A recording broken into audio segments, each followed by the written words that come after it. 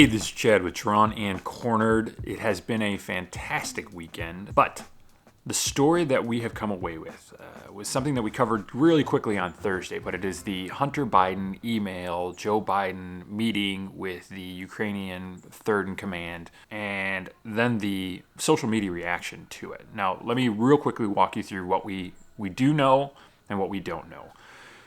In Delaware, there's a shop owner of a computer repair facility that had a computer dropped off. And whether or not that was Hunter Biden, we don't know. There are some things on the computer that lead you to believe that it could be Hunter Biden's computer, including all of the emails and pictures that are attached in there. But ultimately, we don't know conclusively that Hunter Biden is the one who dropped off the computer. One of those emails was an email from this Ukrainian official to Hunter Biden thanking him for setting up a meeting with his father, Joe Biden. Now, this is interesting because Joe Biden has always said that he didn't have any idea what was going on with Hunter Biden, with any of his personal businesses or anything along those lines. What's further interesting about that is Hunter Biden was paid $50,000 a month by Burisma to do what we don't know yet. We don't have any idea. It seems as though there's the possibility that he was peddling influence, but we don't have any proof of that. There's nothing that says that that's for sure. There's nothing that says that there's a direct tie. So we don't really know. But there's enough here that there should be investigation going on. What we know also is that what the social media companies did to this story from the New York Post is completely black it out on Friday. I mean, Facebook took it down, Twitter took it down. You couldn't even link to the New York Post or talk about the New York Post article lest you would be just shut down. Twitter accounts were shut down. Facebook was just completely devoid of this story once it got a little bit of traction. And to me, that's a really terrifying notion because as Twitter and Facebook said, well, this story isn't proven. Well, there's a lot of stories that aren't proven or proven beyond a shadow of a doubt. But the notion that this isn't still a story worthy of people's attention is absurd. It absolutely is a story that's worthy of people's attention. It may not be true, but it certainly isn't not true at this point.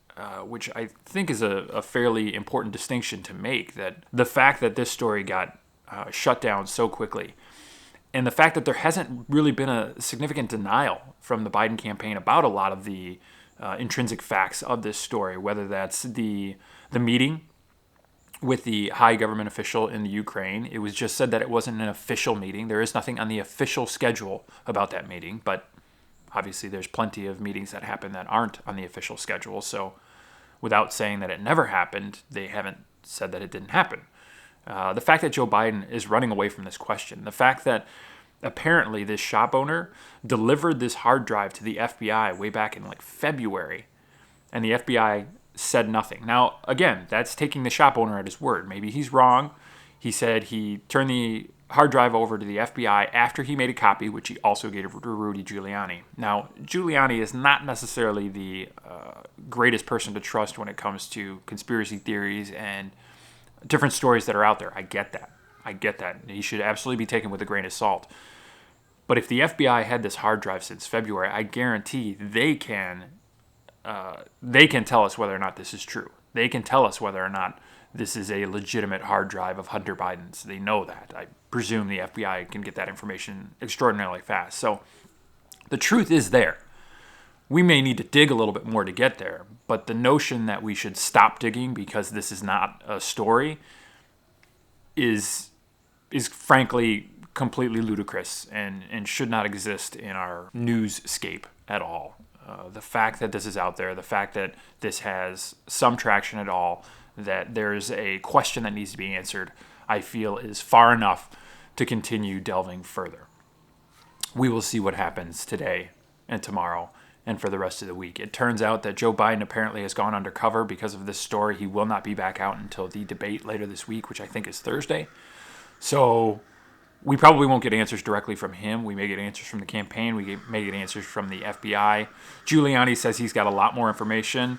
And I heard that apparently the third associate between Hunter Biden and Devin Archer, who's actually in jail right now, has released 26,000 emails between him and Hunter Biden.